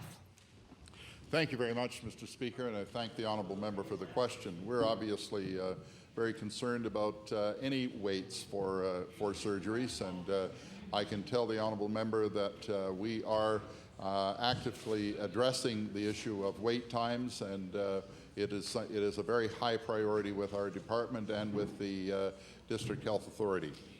The honourable member for Glace Bay on your first supplementary. Thank you, Mr. Speaker. Mr. Speaker, I'm sure that a lot of us here can understand just how serious of a problem wait times are in this province. And perhaps, Mr. Speaker, Mr. Weller is fortunate. I say fortunate because he's been rescheduled for November, Mr. Speaker. Mr. Speaker, almost a 2-year wait for an individual in constant pain. In our opinion, that's unacceptable. My question to the minister, given that this is certainly a serious problem, why won't the minister release wait time information that he has in his department so that all Nova Scotians can see just exactly what's happening in our healthcare system? The Honourable Minister of Health. Thank you very much, Mr. Speaker, and I can inform the honourable member and the House through you that when we have completed our analysis of the wait time study and that's being done, we will of course be making that available to all appropriate authorities. Honourable Member for Glace Bay on your final supplementary. Mr. Speaker, while the minister tells us to hold on, things are only getting worse. Business plans for the district health authorities still haven't received final approval. This delay by this government could mean the closure of more beds, and certainly for Mr. Tom Weller, can't get the surgery that he requires to become employable again. So it all falls back again, Mr. Speaker, to the $155 check and the $147 million tax cut. All money that is not available, for instance, to improve our health care situation. My question to the minister: why does the minister then believe that a $147 million tax cut is more important than investing in a plan that could address long wait lists for orthopedic surgery currently being experienced by average Nova Scotians? The Honourable Minister of Health. Both issues, not a single one. Thank you very much, Mr. Speaker, and I can tell the honourable member and the House through you that we are working very actively to stimulate the economy of this province so that we can increase revenues, and through increased revenues add to the funding base of our health care system. Thank you, Mr. Speaker. The honourable member for Cape Breton Nova. Here, here, here, here. Thank you, Mr. Speaker. My question is for the Minister of the Environment and Labour. Last spring, my community was covered in pet coke by a company called Logitech. It covered local properties, cars, and homes. Mr. Speaker, pet coke is an incredibly harmful substance. Yet in response to this incident, the company offered local residents car washes and received a $1,200 fine. This month, I learned that coal dust has been coal dust again on homes. A problem in my community. I would like to table some of these pictures of the damage done to the homes. My question is for the minister. How are you going to fix this problem? The Honourable Minister of Environment and Labour. Thank you, Mr. Speaker, and I'd like to thank the honourable member for the question. I'm not aware of the details of this particular case, so I'll take that under advisement and get back to you. The honourable member for Cape Breton Nova on your first supplementary. Take those pictures over there, Russ. Mr. Speaker, from where I stand, it appears that this company is being handled with kid gloves. White gloves. The residents of Whitney Pier already have to live by one of the worst toxic waste sites in Canada, thanks to the blunders of successive Tory and Liberal governments. That's right. You're right. They have been voicing their concerns about Logitech and their own health and safety for more than a year. It's time their concerns were listened to. Minister, will you commit to meeting with concerned residents on this issue as soon as possible? There you go. Honourable Minister of Environment and Labour. Thank you, Mr. Speaker, and I'd like to thank the member for the question. And certainly I would meet with anybody who would like to meet to discuss the issue. The honourable member for Cape Breton Nova on your final supplementary. Come to the pier. Thank you, Mr. Speaker. I'll even drive him down if he wants to go. Come to the pier. Mr. Speaker, coal dust and pet coke are an ongoing problem in this community. Residents are promised they would not have to worry about their health when this business was set up. Obviously, there is something wrong. Right. Minister, will your department commit to fully investigating this situation and reporting back immediately to this House? Thank you. The honourable Minister of Environment and Labour. Thank you, Mr. Speaker, and I'd like to thank the member for the question. We certainly will fully investigate all complaints and concerns that come into the department to ensure that we're doing what we can to protect the environment and protect people. Thank you. The honourable member for Sackville-Cobequid. Thank you, Mr. Speaker. My question through you is to the Minister of Tourism and Culture. This summer, an ugly battle brewed in the courts over the rights to the image of and name of the Blue Nose. The province stepped in as intervener, and the case is on hold. However, Nova Scotians are left confused and concerned over this cherished image. I ask the Minister of Tourism and Culture, what steps is your department taking to ensure the image does not become the exclusive domain of one company? The honourable Minister of Tourism and Culture. Thank you very much, Mr. Speaker, and thank you to the member for the question. Indeed, Mr. Speaker, the Blue Nose is a provincial icon and one that is very well respected by all Nova Scotians. Our department has been very proactive with regards to this issue, and in fact, we have senior officials meeting with the Trust as we speak, Mr. Speaker, this week to discuss the situation to hopefully keep it out of the courts, Mr. Speaker. Member Sackville Cobequid on your first supplementary. Thank you, Mr. Speaker. Media reports indicate the province itself received complaints from the Society for using the image of the Blue Nose 2, which it owns, in tourism material. This image belongs to all Nova Scotians, Mr. Speaker, and we have the right to know photographers and legitimate businesses that use this image will not be bullied by this society. Right. I asked the Minister of Tourism and Culture, why didn't his department address this issue after the first complaint instead of waiting until this hit the courts? Right on. The Honourable Minister of Tourism and Culture. Mr. Speaker, the fact of the matter is this government, Mr. Speaker, will ensure that the image of the Blue Nose is protected for the people of Nova Scotians, and we will do whatever necessary to ensure that that happens, Mr. Speaker. Now, Member Sackville Cobequid on your final supplementary. Thank you, Mr. Speaker. Is the Preservation Trust Society going to begin to charge the Royal Canadian Mint for the use of the Blue Nose on the dime? I asked the Minister what insurances you can offer this House and the people of Nova Scotia that the Blue Nose will remain its ownership of the people, not one interest group, society, or business. The Honourable Minister of Tourism and Culture. Well, thank you very much, Mr. Speaker. And as I said to the member, Mr. Speaker, the fact of the matter is, if discussions fail with respect to the Trust and senior officials within our department, we will do whatever it takes to ensure that the image for Nova Scotians is protected, Mr. Speaker. The Honourable Member for Richmond.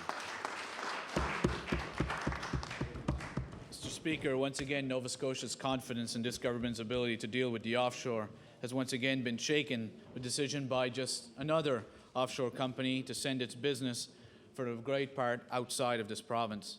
Mr. Speaker, this government that created a Department of Energy with great fanfare has now seen its third minister in less than a year.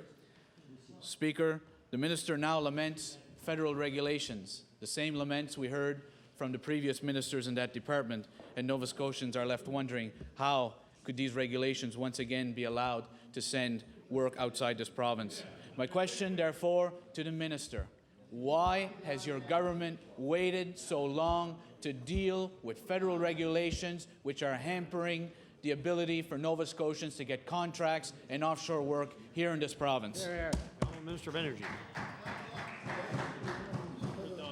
Thank you, Mr. Speaker. And he refers to federal regulations, but in fact they're joint regulations that affect the operations of the Canada-Nova Scotia Offshore Petroleum Board, one which that the contract he refers to will see up to $250 million of benefit to Nova Scotians.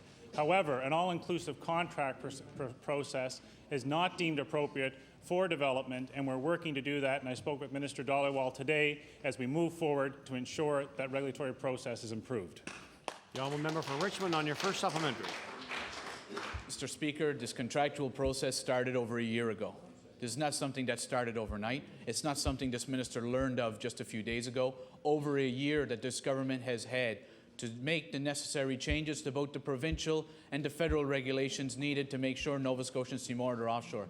Mr. Speaker, this is a government that in 1999 campaigned saying that the previous government had not done enough for the offshore, they would do better. Rather than see natural gas go to all ends of this province, it will now go to 4,000 homes. The Premier spends an awful lot of time at the Halifax International Airport waving goodbye to offshore companies as they leave this province. I therefore now ask the Minister, can he tell this House as to when Nova Scotians can expect to see results out of the action plan that he has referred to have these regulations changed and make sure that Nova Scotians benefit from our offshore? The Honourable Minister of Energy. Thank you, Mr. Speaker. As I've stated before this House in question period previous as well as late debate, ExxonMobil has made a commitment to up to $250 million in Nova Scotian content on Tier 2 of Sable Offshore Project, a project that its development plan approval was done by the previous Liberal government. And we're going to see, too, that that benefit for Nova Scotia is to the 34% that they did. And we will continue to work with the Government of Canada as we mutually agree the process can and will be improved. The Honourable Member for Richmond on your final supplementary. Mr. Mr. Speaker, 4 years and they're still blaming the previous government for their own ineptitude in dealing with the offshore. You know, Mr. Speaker, enough is enough. It's time to get real. 4 years this government has had to deal with this issue, and 4 years that they have done nothing. The minister now has the opportunity to have representatives from offshore companies throughout the world here in Halifax this week. In a statement earlier in the week, he said he did not want to criticize the offshore companies for not investing enough in Nova Scotia. Nova Scotians are wondering why he will not ask those companies to show responsibility to the people of this province by making their investments here. I therefore ask the minister, will he take this opportunity this week at the CORE conference to call upon all players in the offshore to work with the government and to work with Nova Scotians to maximize the benefits in this province, regardless of any regulations that may stand in the way? Honourable Minister of Energy. Well, Mr. Speaker, I want to assure the member you need not worry about this week, because we've already undertaken that in the last 2 months that I've been minister responsible, working with the Government of Canada first, that government processes can be improved to create a better climate for business in response to business. As well, they would reflect on the criticism we receive for speaking up for Nova Scotian companies. Well, we make no apologies because we have qualified, competent, and capable Nova Scotians working in the offshore, and we'll ensure that that $250 million is a result of benefits here to Nova Scotia, Mr. Speaker. The honourable member from Cape Breton Centre. Thank you, Mr. Speaker. Mr. Speaker, last week in this House, I asked the Minister of Health regarding an incident that happened at the Waterford Consolidated Hospital that caused employees to get sick. You know, Mr. Speaker, this is a very serious problem, and a problem that's been existing for now 18 months.